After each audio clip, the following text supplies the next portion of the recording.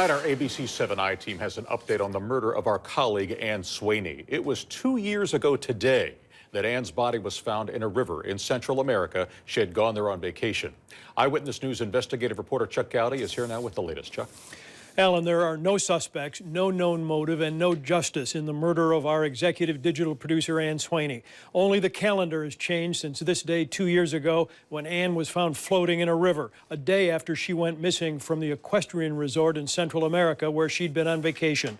The I-Team tonight with what happened to our ABC7 colleague and why her case hasn't been solved. We believe that people, the public in Belize, may have information about the suspect or suspects that committed this crime. That was the FBI's position 1 year ago here in Belize and still is today, now backed up by a $20,000 reward for information that leads to the arrest and conviction of her killer. Ann was on a horseback riding vacation here in western Belize. It was a place the 39-year-old news producer had been before and loved to visit. Resort employees said they saw her walk down here to the Mopan River, her possessions found on the yoga deck where she had come to relax in the warm weather. It was the last time Ann would be seen alive. She was found strangled floating in the river 2 years ago today.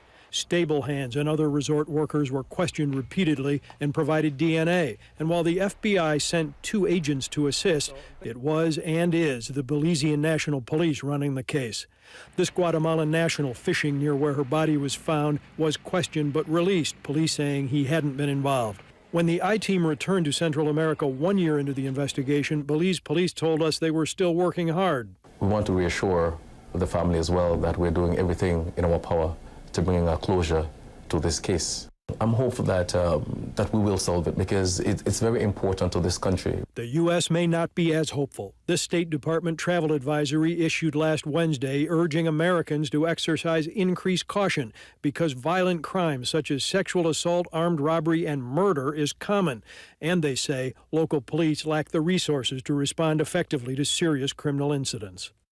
The nation of Belize has a small population and an inordinate number of domestic and drug-driven murders every year, consistently putting it in the world's top 10 deadliest countries.